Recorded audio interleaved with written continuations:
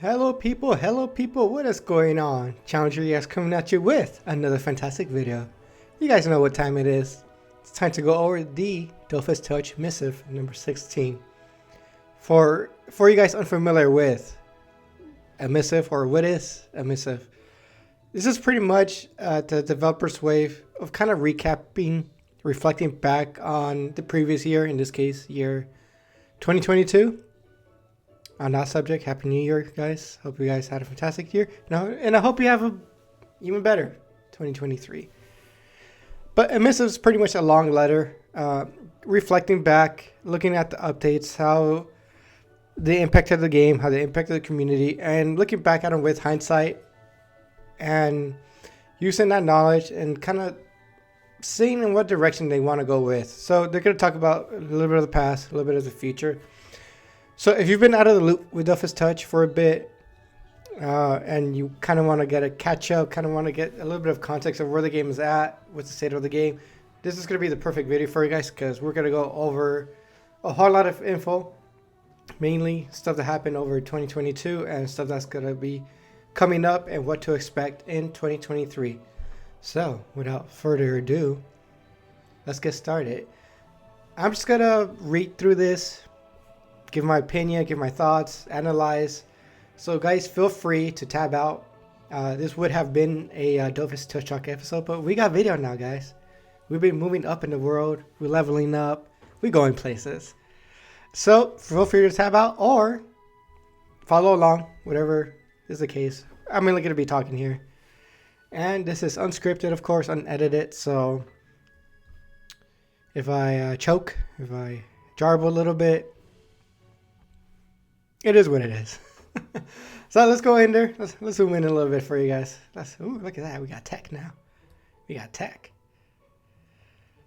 Okay. The traditional start of year missive is back to take stock of the past year and, most of all, talk to you about the future. Ooh. And of course, I got a big shot here of the recent revamp of Alberta. I believe it's Alberta. I keep confusing it with the Canadian Alberta, something like. Oh, let's keep going. The Misc clearly follows on from last year's on various topics. As you will see, it's important for us to keep a steady focus and have a clear-cut vision for Dofus Touch. The Missive is an opportunity for us to explain certain aspects of it every year, so without further delay, here it goes. And last year, let me see, they linked to. Got some tabs open here. Yeah, they're linking to this update here, Alberta.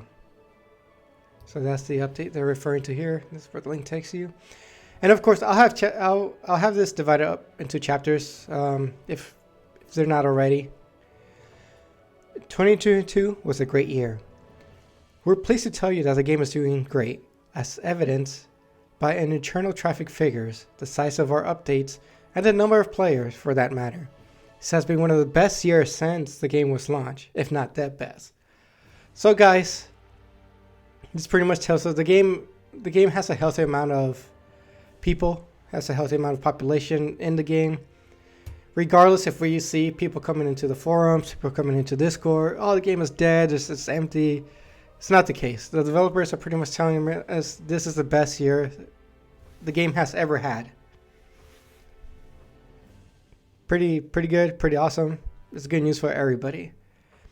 Seeing that the game is still growing after more than 6 years. 6 years, that is impressive for an MMO, especially MMO that's such a niche market as Dofus. 6 years, it's honestly, I'm surprised it lasted that long. Really, especially with the kind of being in its shadow with the PC variant. So, yeah, 6 years. It's going strong. Again, good news. It's something to be proud of. Symbolically, the milestones of 5 million downloads and Androids was passed this year. Meanwhile, the game's ratings has risen above 4 out of 5 on both Android and iOS.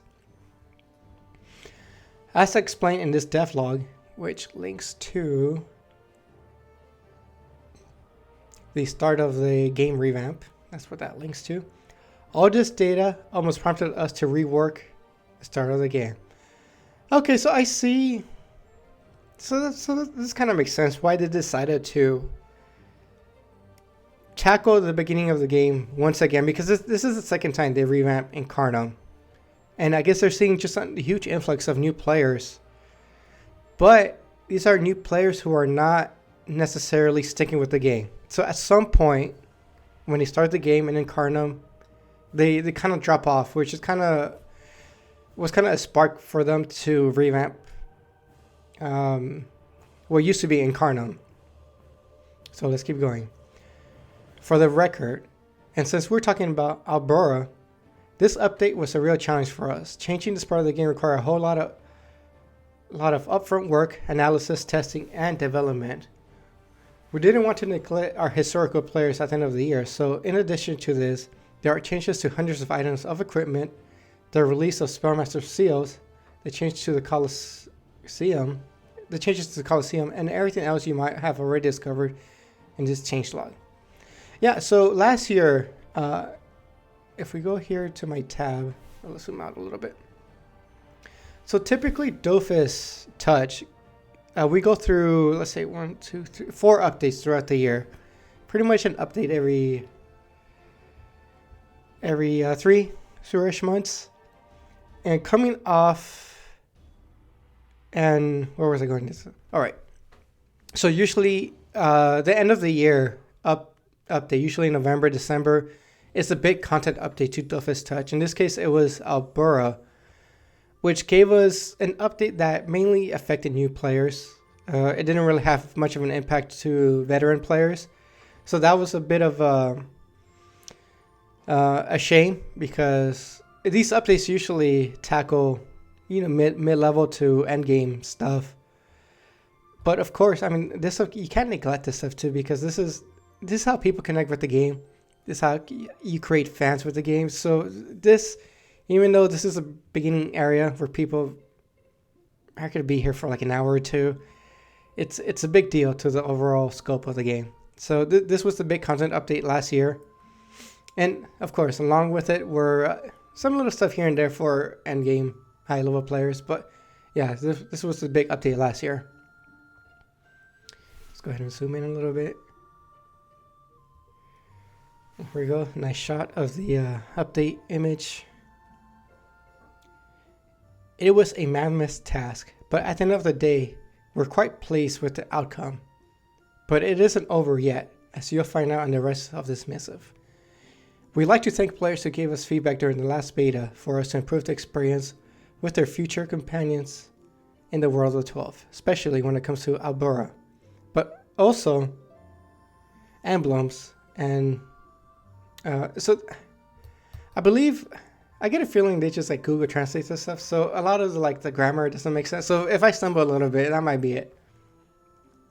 But also emblems and many other topics. So I'm not exactly sure how that translates, but we'll keep going. It's nice to be able to communicate with you at such times, and it's often really useful. More than 15,000 players, keep that number in mind, guys, 15,000 players, came along to check out Albura during the beta, which is fantastic. Although not everyone will give us feedback. Imagine our community managers' faces if they did. Yeah, they get overwhelmed so crazy. This provides us with enough data to adapt the content if necessary. Still, we have to remember you already knew the game perfectly well. As for the rest, various professional playtests were organized externally and internally. So 50,000 players. That's pretty. So how many servers are there? 5? 5 servers? 3 French, 2 Spanish, 5 or 4. Divide that among that. Say there's 5,000 players per server. It's not crazy numbers, but they're strong. And it just gives you a scope of like the English community too as well. So a lot of people say the game is dead just because, this is 15,000 players across the board. I'd say probably 1 or 2K players are English here, because of course the game is big with the French community and Spanish community. You could almost forget about our other updates. The shift to 4-player content. So this was another huge update. This happened, we're back here in April. So coming off the heels of the previous content update, which happened December 2021, I believe 4 months later, we got the 4 aces, which hugely impacted the game. This pretty much solidified that Dofus Touch is different. Dofus Touch is a mobile game, and this update pretty much condensed the scope of the game to be a little bit more manageable in the mobile environment. So if you haven't played Touch at all, if you're not too familiar with Touch, its big difference here is that the game revolves around a maximum party of 4 now. Some people loved it, some people hate it, but as you guys saw the numbers, it's strong. So regardless, you know, the community accepted the change. Let's keep going. The Elite Bonus Pack. I thought this was neat. I thought this was cool. It's a little pricey for what it does, but being able to change your stat points and your characters is a pretty big deal. Legendary weapons. We'll talk about that in a bit. The different class balancing and more still. It was a very busy year for us, and we hope you enjoyed it. All these updates forge the identity of Dofus Touch a little more and make us proud. Our aim is to keep this momentum going. Yeah, 2022, you know, it didn't seem like they did a whole lot. It was a lot of balancing stuff. It was a lot of quality of life improvements. 4 aces was huge. That's probably what impacted people just across the board. Legendary weapons. I'm not a big fan of random drops. I'm not a big fan of making content where only a small percentage of people are going to enjoy. But this update here. This was a little bit more class balancing. And of course, the big revamp to the starting area. Let's go ahead and where were we? We're over here. Should probably close some of these tabs. All right, here we go. 2023 has something in store for everyone. Once again, for the coming year, we want to improve different aspects of the game that should affect a large part of the global community. Everyone should benefit in some way. Yeah, and this is why I wasn't a big fan of the legendary weapons. Actually, you know what? Let's click in here. Did this update have anything else besides that? It had some class balancing stuff. It had some minor stuff. The weapon thing was huge, and yeah, the way I like to describe these weapons they're pretty much Dofus in the form of weapons, and they have the drop rate of I want to say somewhere around it's more towards like the bulbous drop rate, where it's like you're just leaving it up to luck to get one of these, and because of the ridiculous drop rate, only a fraction of people are going to enjoy having these weapons. So that's why I wasn't a big fan of it. I like the concept in theory, but I don't like the implementation of it. But let's hurry on. Where were we? We'll revisit some of these points that were already covered in the cross-modal in October with more details. Sensitive subjects. Here we go. Oh, let me zoom in for you guys. First of all, we want to revisit the updates involving the stubby obs for the oldest among you and Pandala, which aren't complete. So the stubby obs, that storyline? I thought it was finished.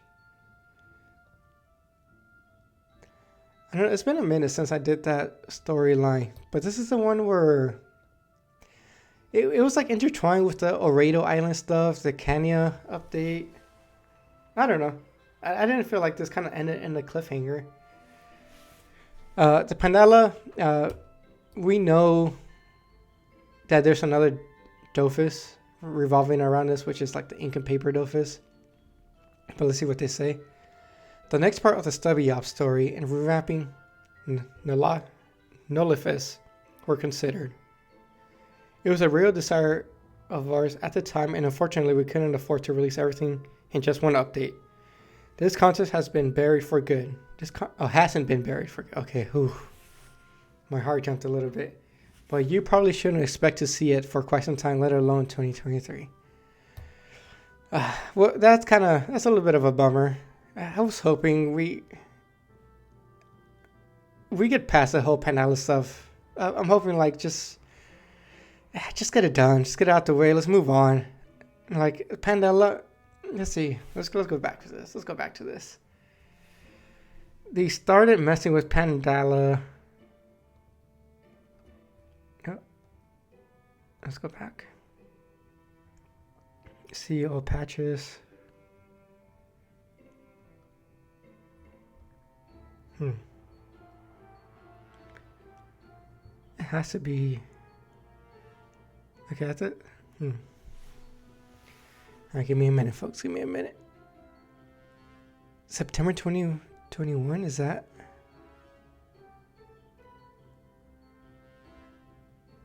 No, it was December. Okay, this is the second update. I don't know. I feel like Pandala is just dragging so long. It's like I don't even care anymore. And it's sad to hear it's gonna take a couple of years, pretty much, to wrap it up, pretty much. And yeah, that sounds me a little bit. The reason is simple. We want to work on other priorities and continue to lay a solid foundation, as you'll understand if you read on it a bit. We think this is a sensible decision. However, we would like to apologize to all players who are still eagerly waiting for this content. Yeah, I mean, it's been dragging on so long. It's like this is like in comparison to PC. Like they were in and out with their Pandala update. They got everything they needed, I think, within a year or two, and we're still dragging our feet with this. It's sad. It's sad. And the Stoby ops. Yeah, I don't know. I had no idea this was kind of left on a cliffhanger. So yeah, I was hoping this year. Well, I was hoping that our December update was gonna continue finishing revamping Pandala, but apparently that's not the case. Sorry guys, I'm a little bit bummed out about that. Now on to legendary weapons. Here we go. The curse system and the analyzed results meet our initial expectations in terms of both amount and frequency in which these weapons are obtained on all servers. That said, we completely understand why some players are unhappy with the way the weapons are obtained, and so we are considering potential solutions to minimize the frustration, but without deviating from the original design that is working as intended. In short,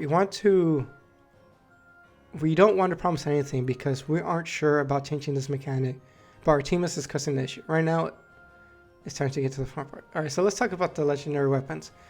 Another reason why I don't like these and how they implement it as a random drop is that it's going counter to what they're doing with the overall direction of Dofus Touch. They are moving to a more mobile type environment where it's the gameplay and the play sessions are a little bit more snappier, a little bit more condensed. Because again, it's intended that you're playing on mobile devices. You know, you are fighting against your battery. You are fighting against, the other stuff your phone does, right? So here you're expected to mindlessly just grind for this stuff and to have a random drop with a ridiculous drop rate. So you're going to spend a long time just grinding this out. Super boring. And it just goes counter to what they're doing with Touch. I would prefer this to be a questable item. Just like the Dofus should be. I get it. I get it. They want to do a random drop. But also because this affects VVP too. I don't know. It's so unbalanced. It's so unbalanced. And again, just a fraction of people are going to be able to experience this at all. Just because of that ridiculous drop. And the thing that sucks about this too is that there is no feedback when grinding. I wish there was some sort of like kill counter when you look at the bestiary on your in game. When you open up the enemies that you find in the area, I wish I had like a little number of how many of them you killed, because at least you get some sort of feedback. Maybe they could implement something where like there is some sort of a return of you mindlessly killing mobs. Maybe they drop like little soul resources and you could trade them for something. I don't know. I think random luck-based drops are archaic, and I don't think they lean into the direction of a mobile environment. I would have loved to. I would have loved to see the stuff, you know, be tied into the Pandala update. It has story elements around it, but yeah, I mean, it looks so cool. There's so many of them, but yeah, small percentage of the population is going to be able to experience this. Well, sucks because they put in all this work. They put in all this work just to have a handful of people enjoy it. So that's my thoughts on the legendary weapons, but let's keep going. Group search. Ooh, it's interesting. Let's start with the much talked about group search, which we think is vital for MMORPG, especially on the mobile devices. Even now, many players are still struggling with various contexts, such as dungeons, due to the lack of companions to help complete them. It's an extremely frustrating experience I will hope to solve with this new feature. Yeah, I agree. That's the biggest like point of contention people have with the game. Can't find a group. Even I think reducing the scope of the game to 4 players maximum did help alleviate a little bit, because they did adjust. They did balance out a lot of the mechanics, a lot of the enemies, to scale down to the 4 players. But let's keep going here. There are enough players in Dofus Touch for them to band together and complete the various activities available to them. But the recruitment channel is far from doing the trick. Yeah, it's so spammy. Your messages could be lost. We haven't yet finished investigating, but our team is really looking forward to this group search. We'd like to make it available to you as soon as 2023 if possible. So it's difficult to explain how it works right now, but we can share our initial thoughts with you. Note that at first, the group search will only be effective for dungeons. Yeah, I mean, that's what you mainly need them for. This project is a challenge in that we feel that the expectations are different based on players' profiles. At low levels, the players won't be particularly interested in the composition in their team and will want to find teammates quickly. It won't matter if the group consists of just Yops for the field option, because they'll manage. Yeah, at low levels, all you have to worry about is beating out the bad guys. There's no boss mechanics and stuff like that, or you have to be a little bit more selective about your team composition, which I believe it's the point they're going to make at the higher levels. At higher levels, players become more organized to react to various bosses' strategies. This means that they need to plan for damage, positioning, healing. In this case, it's less optimal to offer a quick search that doesn't permit any specific filtering. We'll therefore need to meet various needs. Other issues must be considered, such as wisdom meals. Oh yeah, that's something to consider. You definitely don't want leechers when you're trying to beat a dungeon. You want people who are capable of helping you. You don't want liabilities who aren't necessarily welcome in every group. They can monopolize places and produce few. You know what? I was thinking this other. I think they should just get rid of the wisdom stat. I don't know if you guys are with me or not. Let me hear your thoughts below. I think the wisdom stat and being tied to how much XP you gain really digs people into a ditch where they're so dependent and so incentivized in getting the most XP as possible. I think if you just standardize getting XP from monsters and having the challenges kind of give you a bonus rather than just straight up stats. Because some people miss out just on a lot because they're leveling so fast. They don't learn any of the game mechanics. They don't know how to cope with what the game throws at you because they're stuck in this wisdom kind of ditch. And that's where leeches come from, right? So, I don't know. I just think wisdom, keep wisdom tied to AP parry, AP loss, but reduce the significance of it when it comes to gaining XP. To just pretty much just avoid this whole wisdom meal things, leechers. And I think a lot of the frustration comes here from players who get stuck in wisdom builds. And then they're completely and utterly incapable to, unfit to do anything for themselves. So that's my thoughts on the wisdom thing. Let me hear if you have similar thoughts or not, but let's keep going. We'll definitely be providing devlog later in this year to review all this. In the meantime, feel free to let us know where your expectations are because we're listening. So one thing I noticed is they are, rather than taking a lot of cues from PC Dofus, are taking a lot of cues from Wakfu. So Wakfu does have this kind of feature going on. I played Wakfu for a little bit. I wanted to make a video on the comparison of pretty much what can touch learn from Wakfu, because Wakfu, even though it's a different type of game, it follows the same kind of free-to-play format where it's kind of like an open book. And one thing I loved about Wakfu is how accessible, how streamlined it is with its quality of life. They solved a lot of issues that plagued Dofus with Wakfu. They really did. I think I made it up to like level 80 in Wakfu. I played for like close to a month, and I enjoyed my time with it. Like, all the frustrations that you run into in Dofus, they were addressed in Wakfu. Being so that even in Wakfu, you could de-level yourself to help people who are lower level to you without kind of being in easy mode. So if you're like level 180, right, and then somebody's like, oh, I need help with this level 30 dungeon, you could de-level yourself to level 30 and still be somewhat of a challenge when you're helping somebody. So I might do that video on Wakfu, who knows, before this comes out. But yeah, next time I'm on Wakfu, I'm gonna take a really close look at this and see how it works over there. Anti-cheating measures.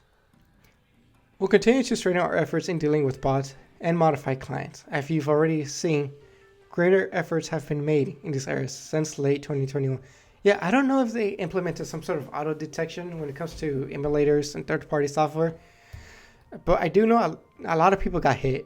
A lot of people got hit for using these, and there was a little bit of an exodus when it came to like higher level players.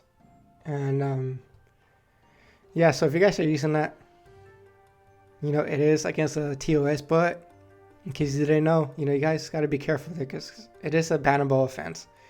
And they're getting better at it. I mean, bots are using these this is how bots are used. You know, it's the same clients. And in an effort to get rid of the bots, you know, you got to get rid of the clients. So keep that in mind. Although we don't regularly report on these topics, they're still at heart of our concern because, as we already explained, it's a never-ending issue, sadly. For 2023, we're reviewing some of our strategies and methods regarding these topics, which should further increase our impact. Yeah, I think that's cool. Let's see here. Well done if you made it this far. Ooh, give me a second. I need some water.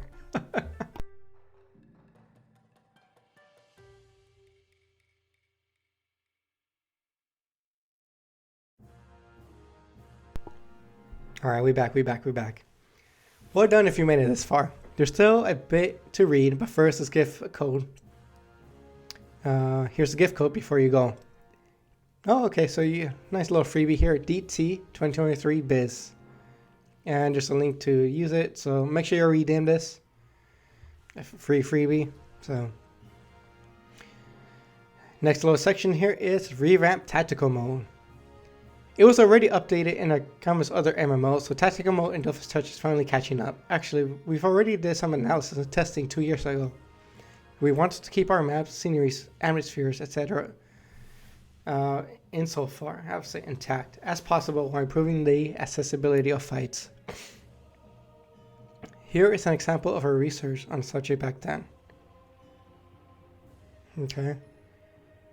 So this is kind of relevant to me because I like to show off the game as faithful to how it looks as possible. Tactical mode, I mean, functionally it does, you know, it gets the job done, but it's not pretty to look at, especially when you try to get eyeballs on the game. You try to get people a reason to check out the game. And a lot of people show out the game in tactical mode, and it does a huge disservice with the game, which is why I try to avoid it.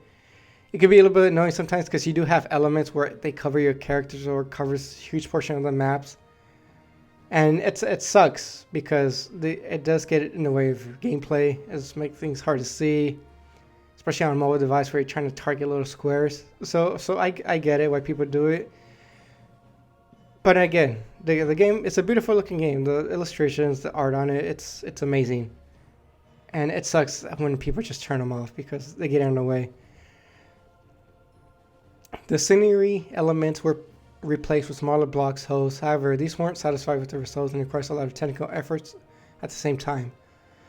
Other solutions were considered, but we gave up on them for the same reason. Yeah, it makes, like, this looks ugly too. Like, pretend these are like just like interactable trees, and they're just, when you're in a fight, they're just like chopped down. We don't want to wait any longer to adjust this long awaited tactical mode, which is a really important feature in our everyday experience of the World of the 12. We therefore decided that it should work more or less the same way in Dofus, where it has proven itself. Here are 2 examples how it appears in the game. Yeah, I mean, I think this is a step in the right direction. Just some little visual uniqueness to it. It's not just like this bland checkered pattern. I wish they could do a little bit more. Because again, like, this is how most people who run across Dofus, they're gonna check out the game. They're gonna see the game like this, sadly, because this is how a lot of content creators show the game, and this is why I put a huge emphasis in presentation, because I want to grab people's attention. So I want to see people. It's like, oh, shoot, what kind of game is this? This looks neat. And yeah, sadly, it's a step in the right direction, but I wish I could do a little bit more. I don't know what that looks like, but I'm not complaining. You can identify what area you're in, which is nice. Yeah, I mean, it's the same thing on PC Dofus. PC Dofus has this. It looks nice there. I do wish they would keep some of like the elements of the maps and not make them just look like arenas. So yeah, it's cool. No, like I said, I'm not complaining. Depending on which area the fight takes place, tactical mode will take more of a consistent visual, pleasing appearance. It's good enough. But yeah, I'll continue to showcase the game without tactical mode. Astrub Revamp. Oh, look at that. Astrub Revamp. Okay, so hopefully this is juicy. Some of you will have noticed that shifting from Albera to Astrub can be extremely, super jarring. It's super jarring. And even more so for a beginner in Dofus Touch universe. It's therefore vital for us to rebuild the second area as soon as possible, always with a view to better welcoming, guiding, and retaining new players. This is important here, retaining. This will evolve both the design, game maps, and navigation, and the content quest. Yeah, so they're pretty much revamping all of Astrub. Revamping this emblematic city will enable us to run out the game's tutorial.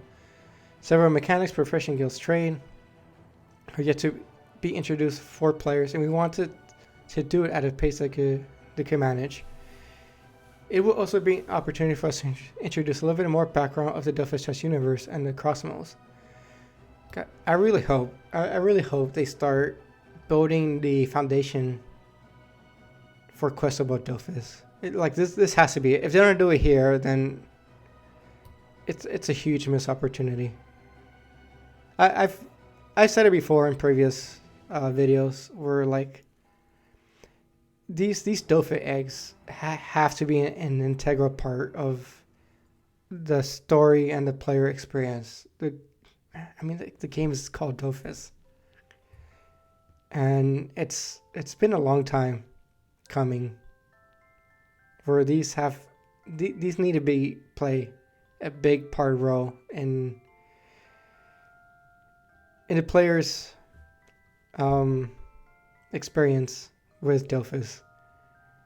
The fact that they've been sitting there as a droppable random drop with no context at all for 6 years, it baffles my mind.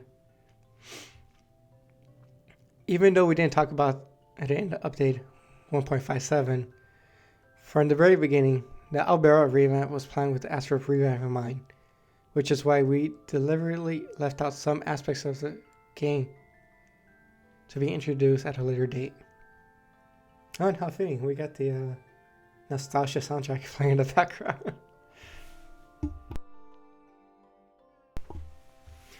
This means Astrus will be the logical follow-up to Xelor in all this. Yeah, which is good. I think the game, if you gotta revamp the tutorial, the very foundation of the game, you gotta revamp what follows. Here is one of the Astrub maps currently in the game. Here is our early research and testing for the revamp. What do you guys think about this? I have mixed feelings about this. Obviously, they're going to take the assets from PC Dofus and use them here, repurpose them here. I think it looks cool. I don't know. I like this look for Dofus Touch. I think visually it creates a good identity and separation between the two SKUs of Dofus, that being PC and mobile. This kind of makes it seem like it's more similar to PC than what it is. Again, it looks amazing art-wise. These buildings look amazing. The rendering looks amazing. The lighting and the shading is amazing. But I do enjoy this kind of visual identity that at this moment in time is unique to Dofus Touch. Obviously, Dofus PC moved away from this, and there's retro that has like the retro look. And I always felt that Dofus Touch was a nice middle ground for people who enjoy the retro, but are not quite for 2.0. It's just a nice like Goldilocks game for people who enjoy Dofus, and I do like this look. I would have been fine if they would have just changed the layout of Astrub using these assets. But again, in the comments, let me know what you think about this new visual aesthetics of they're going to go with Astrub. So yeah, this change is coming. Make sure you enjoy this Astrub while you can.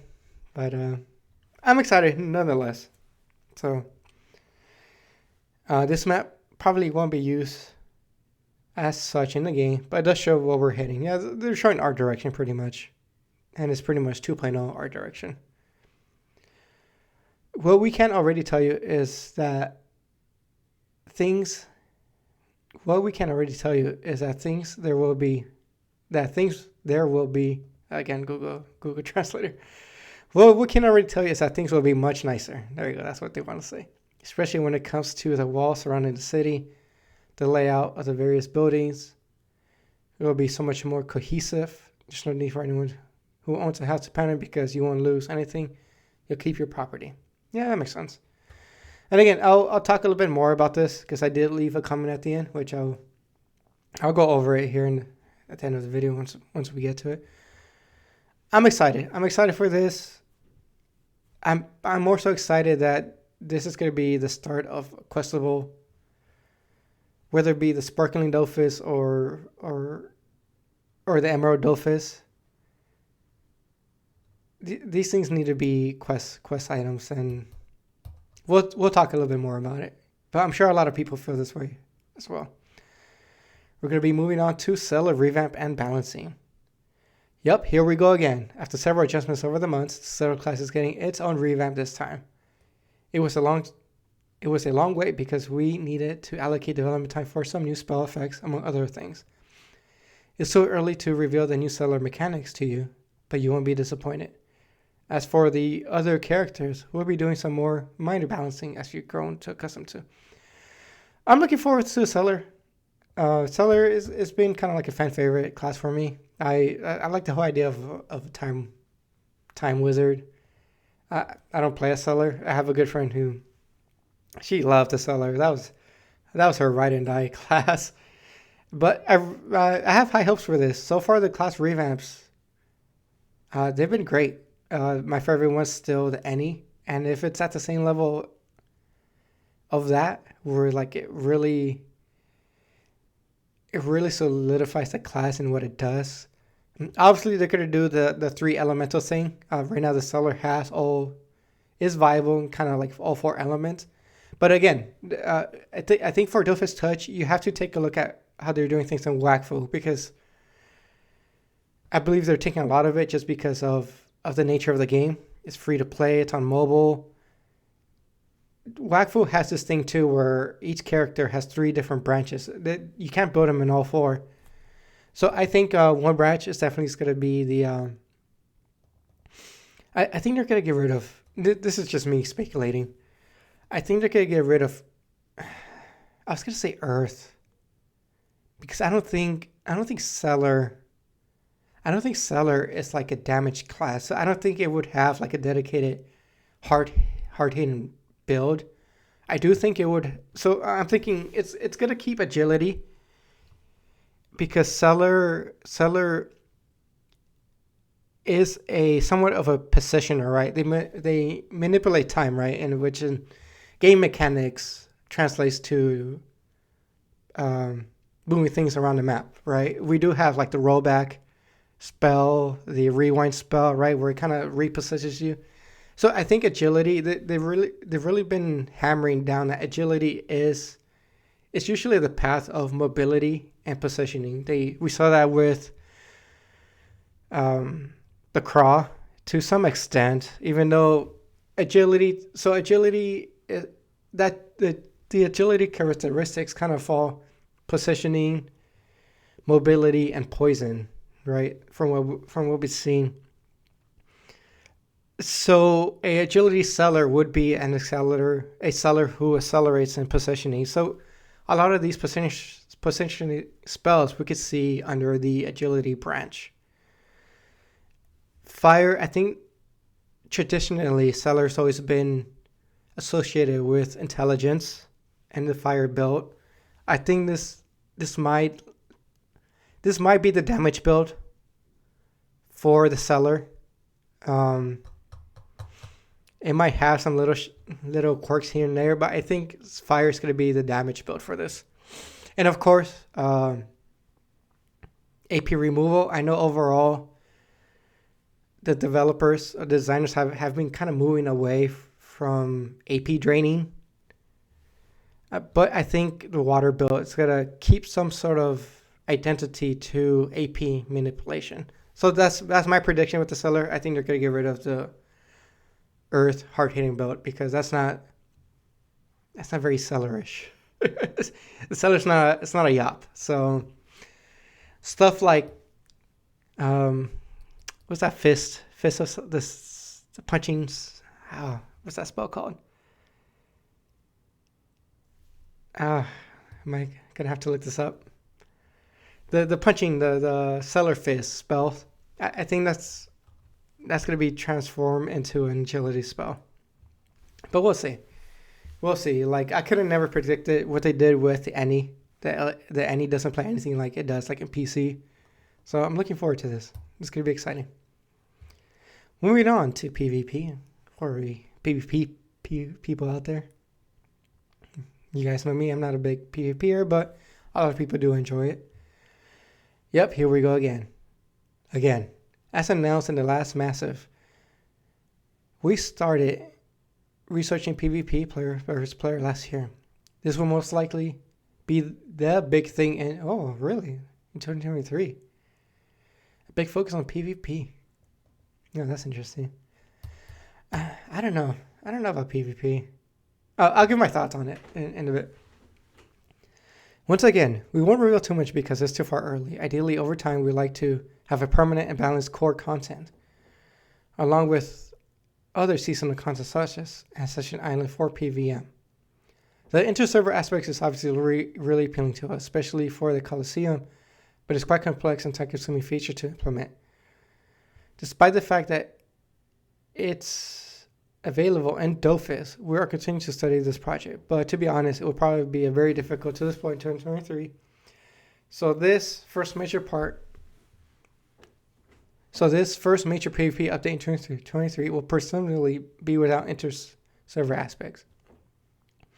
In any event, we want to offer dynamic, competitive, and appealing PvP that is suited to mobile sessions. That sounds like we're gonna get one-on-one. That sounds like we're gonna get one-on-one PvP. Which should help, because I think it's easier to find one-on-one than 3-on-3. So that's interesting. So for you PvP people, we might see a one-on-one column, which is nice. Yeah, PvP is huge. I don't know. PvP seems like the type of things where like a lot of people are very vocal about it. It's a small vocal majority that are like super PvPers, because I've been keeping an eye on PvP, and I'm speaking from Grand Japan, of course. And usually there's like 10 fights at a time at most. There's like 10 fights going on. So that's like, let me see, 10 fights, 3-on-3, 6 people. So that's like 6 people, and it's usually like the same people fighting each other over and over again. I've been keeping an eye on PvP on Grand Japan for like the past, like, I'd say like 10 months. And I've not seen it grow in any capacity, but I don't know. Maybe, I'm sure it's huge with the French community, but I know when it comes to the English community, we're more of a PVM crowd, so. Miscellaneous and other. On top of all these big projects, other surprises are waiting for you throughout the year, and some aren't small ones either, but we have to leave a bit of suspense and teasing to the community managers. Alright, one last little clue. We also want to take a closer look at usability on mobile devices. Sometimes the game is difficult to play, especially on smartphones, but we're going to change all that bit by bit. Yeah, one thing I hate, especially doing questing, is how small the text is. You can barely read that thing. But I'm glad they're considering adapting the UI UX to mobile devices. It's good news for everybody. Despite all these announcements, there's still room for any suggestions you might have. Your favorite CMs are always listening to you and giving a regular feedback to improve the game with your help. A word from the CMs. Speaking of the community managers, there's no point introducing them for the umpteenth time. They answer your questions every day and bring your game sessions to life. You've shared many moments with them, All-Star Touch, Invasion of Volcania, the various contests, other things. Let's talk about several topics that have already passed and are coming next year. So who's the community manager for English? Is that Sai? Sai, is that you? I don't know.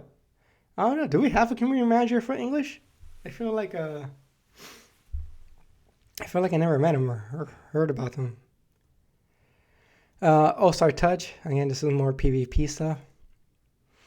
After an eventful Abyss Chows in 2021, it was quite the challenge to get back into the inter-server tournament. But your community managers like to see it raining blows in the arenas. The GD Slush. Less so, as you might have noticed. Give me a moment, guys. I'm gonna get some water here.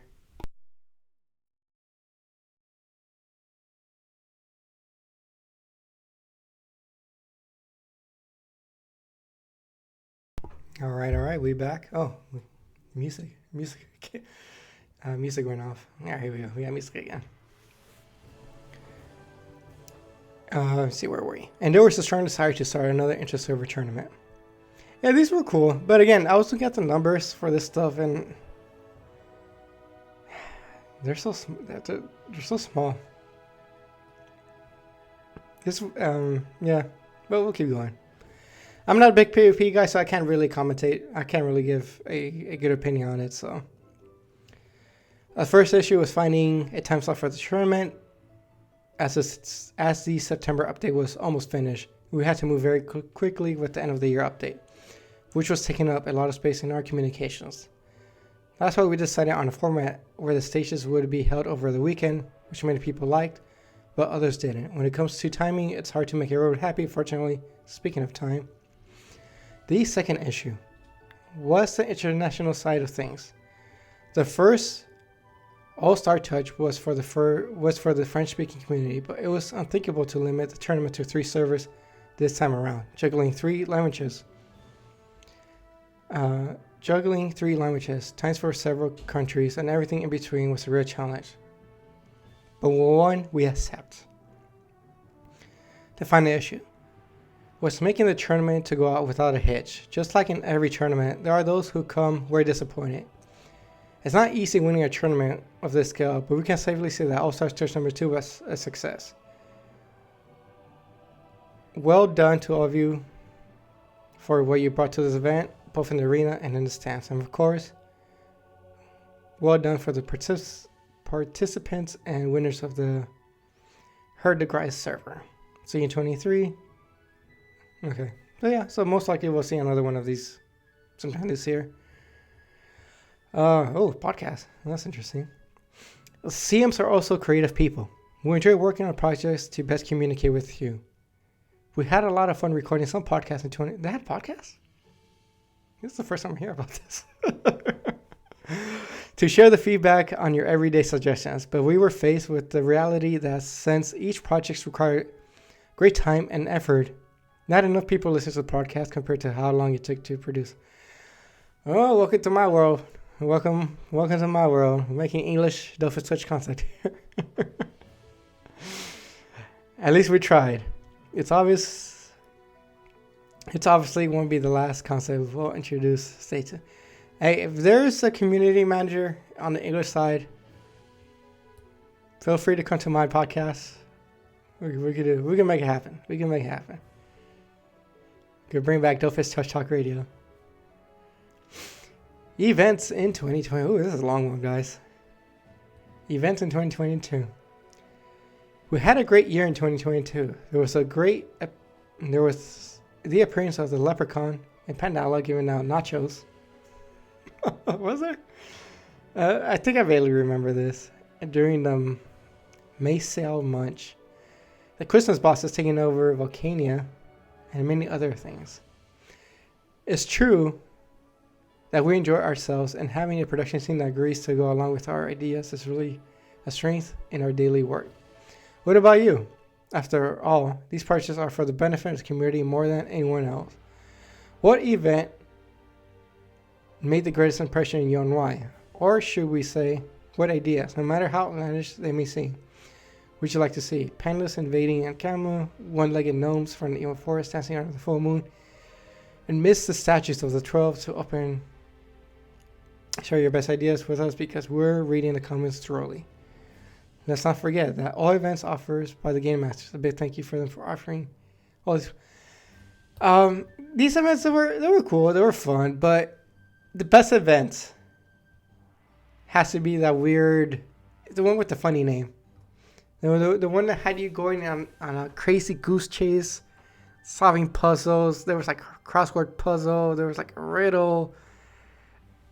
That was cool. The Discord on that was so active. It was insane. That was so much fun. I would like to see more of that stuff. I get that these are a little bit more condensed in scope and scale. You know, it's just, I figure, I would imagine it's kind of easy to spawn some of these guys in Volcania, but I would like to see more of that event. Yeah, that's all I got for this. Okay, here we go. What about 2023? There's a big section here. While we're waiting for your ideas, we've already got quite a few of our own. It's a melting pot of new things and feedback. Sometimes we get told about a lack of new things in some events. Please remember that while you may want to see a new concepts being created, we can't redesign the world for every event. Also, are they talking about events in 2023? Or just 23 in general? Oh, still events, okay. Volcania, Christmas, Horror Isle. There are many fantastic events that can't be consistently renewed since there are already a lot of projects for us to be working for the game. We added new things when we can, such as the Little Zilla in Volcania, or the Gaval invasion for the St. Valentine's Day. But we shouldn't forget new players, so someone just cover this kind. Yeah, I mean, so this is pretty much saying they do have kind of this yearly events are kind of like cookie cutter events where like you're gonna experience the same thing, especially as a repeat customer. You could get the same sandwich. There's gonna be no extra mustard, no extra meat or anything. You're gonna get the same sandwich pretty much, and I do appreciate them adding like a little bit of incentive to it, like this little pet you did get. But I would like to see even like a small little effort, even getting like a different title with a year on it that you did this event, something small for returning players. That would be nice. But yeah, not a too big deal. I mean, these are just like the little fun, quirky side things that happens in the game. Fantastic for new players, definitely. Behind the scenes of Dofus Touch. It's been a long time since we talked about what goes on behind the scenes. We'll conclude this missive with some nice anecdotes that should be of interest to you. Suggestion tracking. Legend has it that the staff never listens to the players. Yet, let it be known that it is exactly that, a legend. That was fun. So yeah, I think there's a kind of preconceived notions that developers don't, especially when they make a change that people don't like. So developers don't play the game. They don't know what they're doing. And I think there is some truth to that. Think about this. You're working on this game all day long, right? This is your job, right? You're working on this freaking, I don't know what's the regular work hours in France, but let's assume it's like 8-9 hours, right? You're working on Dofus for 8-9 hours a day, 5 days a week. The last thing you want to do is come home and play Dofus. It makes sense, guys. I don't expect these guys to play their own game. I really don't. So the next best thing they could do is listen to the players for feedback, right? So if you have any ideas, any suggestions, as crazy as it may be, post them on the forum, post them on the Discord, because they're looking at this stuff. They want the game to be as good as it can be, just as you do. So let's keep going here. Regarding the beta phases, once a week, the community managers, regarding the beta phases, once a week. Okay, so during beta, the community managers, then again, of course, have a meeting with the production team to agree on cohesive suggestions. In the process, tasks are created to work on them or plan them for future updates. Regarding suggestions outside the major update, it's roughly the same, but at a lower pace, about once a month on average. In short, most of our ideas are brought up and reviewed, and we do our best to include the most cohesive and feasible ones. However, it's difficult to give you detailed answers every time, either on the forum Discord, and we apologize for that. Yeah, that's cool. Bug tracking. Oh, there's a lot of sections in this. Alright, I need a little water break. Give me a moment, guys. Enjoy the music.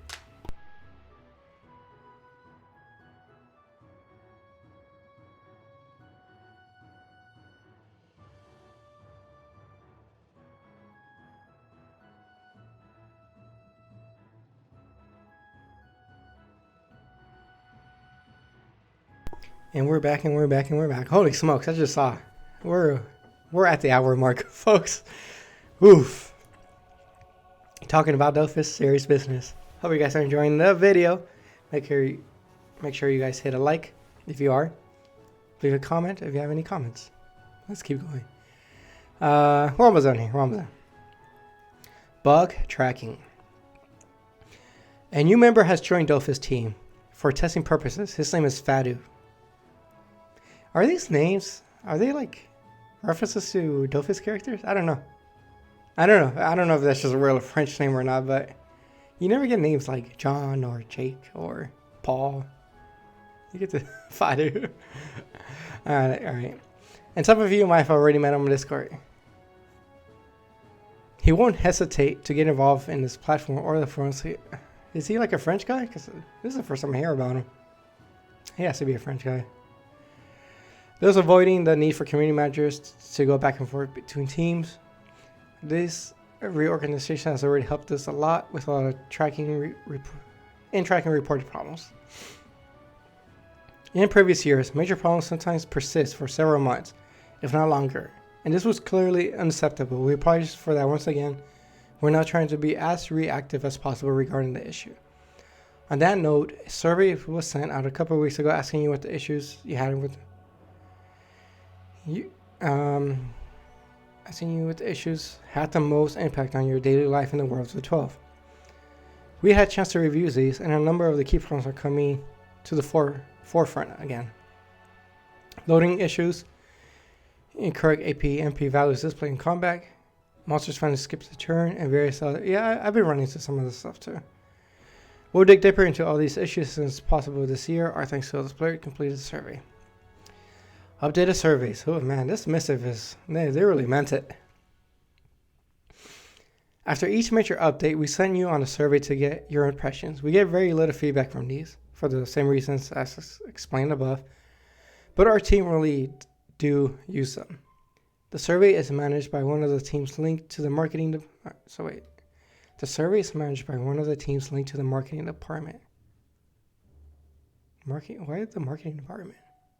It's a little bit weird. They coordinate with the other teams, production community management to collect the various questions, supervise proofreading, translation, etc. Once enough answers have been obtained, a presentation is organized with the different departments involved in the matter, of course. I'm surprised they got a marketing department. To be honest, this is the biggest bomb. A news bomb. This whole marketing department. What? We'll try to adjust the format of these surveys over the next few weeks, since we admit that they're not always as easy to understand. Dofus Touch Corner. Fadu wasn't the only new recruit in 2022. To welcome all these fine people to Rubaks. This is I believe this is the city in France. We set up a new workspace in the colors of Dofus Touch. It's a nice place to be in between our friends from the support and the web team. Here's a nice shot of their office. Look at that, guys. 2 people work on Dofus Touch. This person here, and 3 people. That's how many people work on Dofus Touch. This is cool. I would love to see like behind the scenes, like a little promo, a little like social media kind of trinket. That'd be pretty cool. This is cool. But yeah, it's just a regular office, so I'm sure they made sure they weren't showing any secrets here. But incidentally, some of the Dofus Touch production team is still located in Tokyo, Japan. That's where the game's development was launched in the past. Despite the huge distance separating us, we all have managed to organize ourselves and work hand in hand. Several members in Ruba, and Tokyo already knew each other before Dofus Touch or met in real life in France before leaving for Japan, which makes things easier. Acknowledgements. It will soon be 7 years since the first Dofus Touch Missive was published. How time flies. And some of you And some of you have been there all this time for each one of them, which is fantastic. This is our opportunity to thank you all once again for all your commitment and endless support. We know how fortunate we are to have such passionate and involved community. We would like to reiterate our thanks to all our players who never stop contributing to Dofus Touch. Moderators, community helpers, fan sites, influencers. Oh, I appreciate it. Thank you. What you do for the game is amazing. It's already time for us to log for this miss. Oh, there we go. Finally to the end. I think this is the longest I've ever talked, guys. It's already time for us to log for this missive. Well, it's still a lot to read. We hope we can see we're ready for the start of 2023 in the best way possible. But first, here's a little gift code for you to use at Etc. So this is a different. Keep in mind, there's 2 gift codes here. Make sure you redeem them all. They're just little. I think they're little candies. I think in the first one you get like a color change potion. They're free, so make sure you'll redeem them. We'll see you in 2 months' time for the first beta of the year. So 2 months from here. So if we look at the calendar, March, we could expect to see the April. I mean, we're pretty much in February already. It is January 25th at the time of this recording, so I would say April. We'll see the beta. And much more sooner for spoilers. Oh man, I'm tired. Oh, alright. Happy New Year 2023 to all you, both in the world of 12 and beyond. I think this was a good, concise missive. I think this was a good post. There's a lot of information in here, and I think this shows a lot of confidence from the developers when it comes to the future of Dofus Touch. They have a lot of cool things planned for this game. The biggest hurdle and the big thing that's hurting the game from my perspective is the speed. At the speed that they're doing these updates, these changes.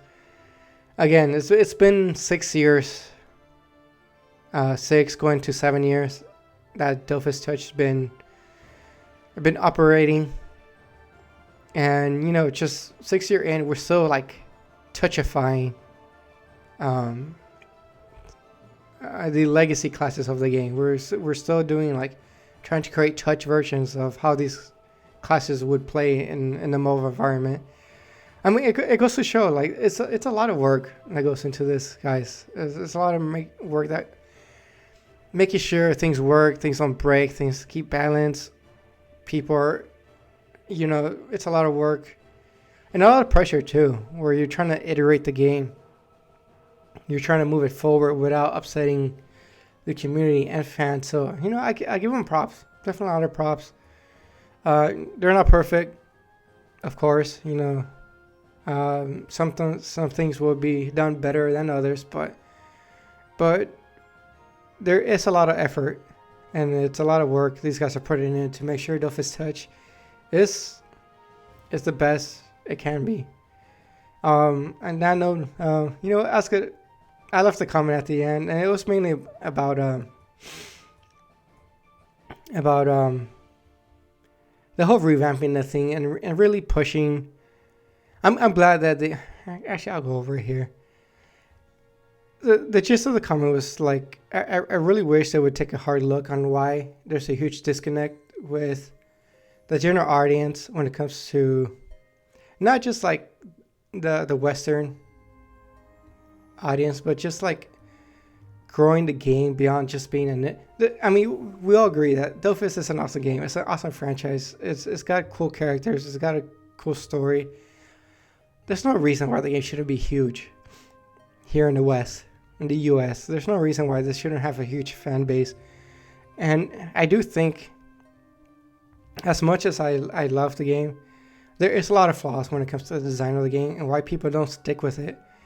And since they're taking the opportunity to revamp and to take a close look at how people get introduced to the game, how people get exposed, the first experience with Dofus Touch, and seeing where that disconnect is. I think I'll do a video.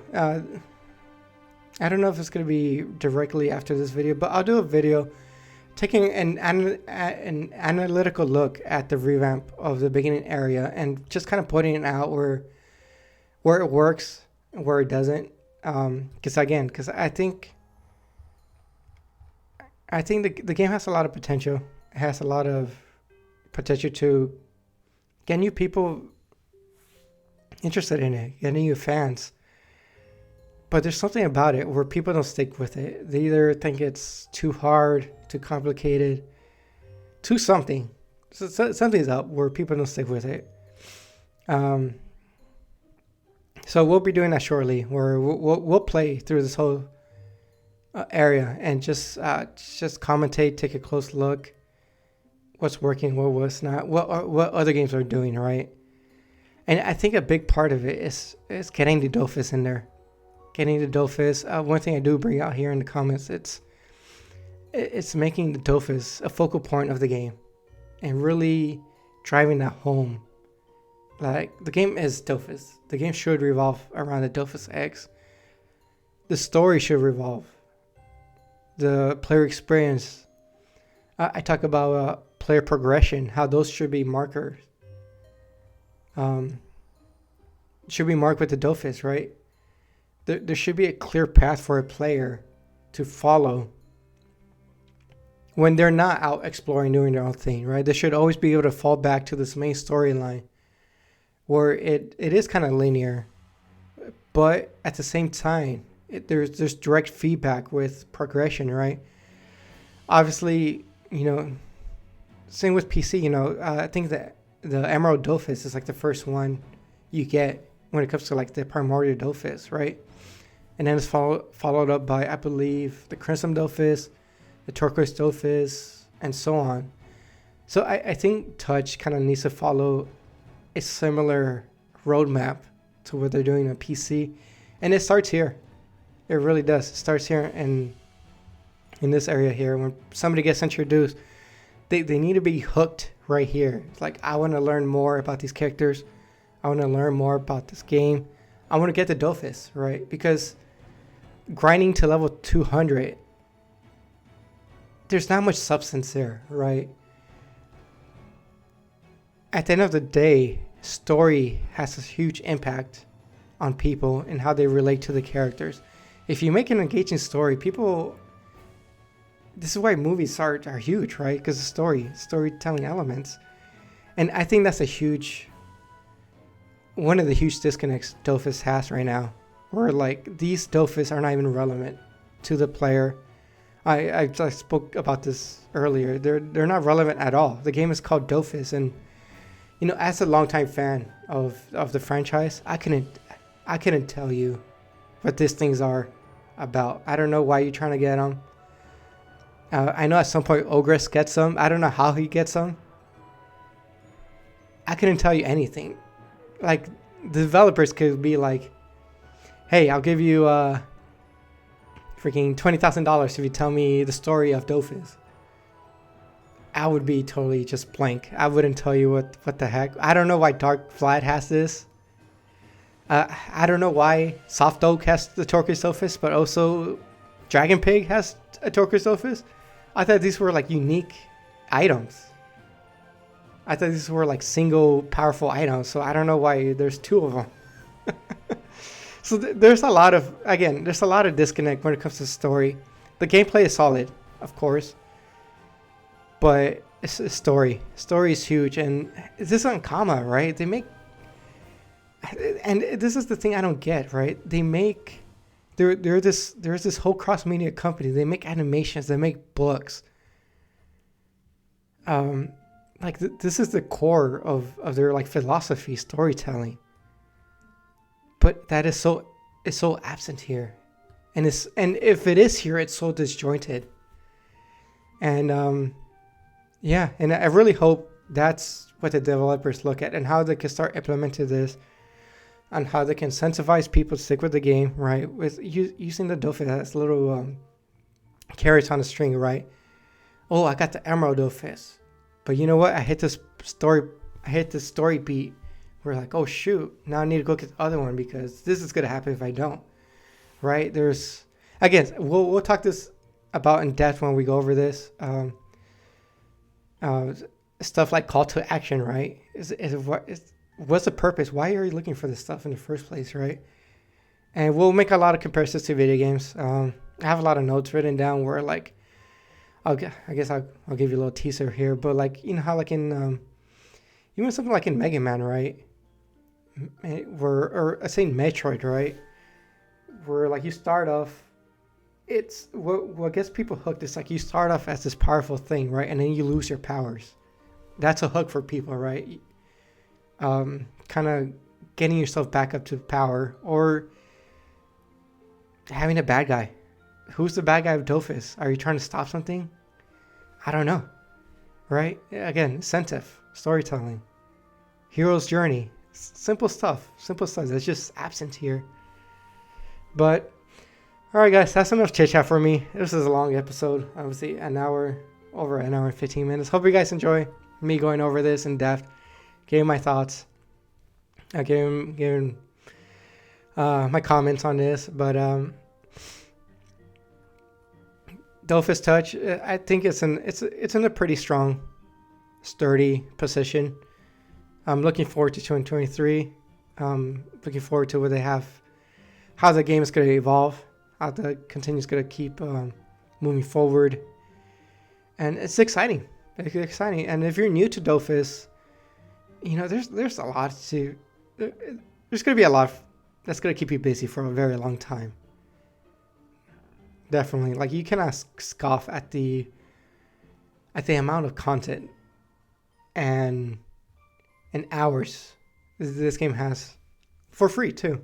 I mean, not kind of for free, but like you can get so much out of it too. So, all right, guys, I'm just rambling now. I'm tired. It is. You guys see the time up here. It's almost bedtime for me. But again, hope you guys enjoy this long episode, and until next time, this has been Challenger EX. Take care of yourself and peace.